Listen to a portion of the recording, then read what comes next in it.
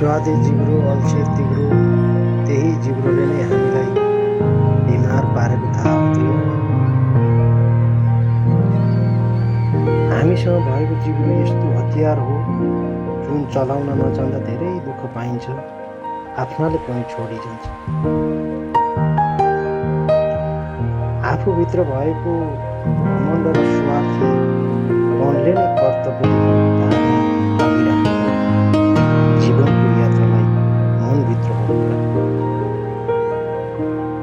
बाबुबाजेले भन्नुहुन्थ्यो सत्यको विजय हुन्छ भनेर आजकलका मानिसहरू सत्य कुरा सुन्नै छोडे के गर्ने, मनको सुन्ने। लाइक शेयर र सब्सक्राइब गर्दै जानुहोला, अरू कुनै भिडियोहरू बनाएर हाल्नेछु।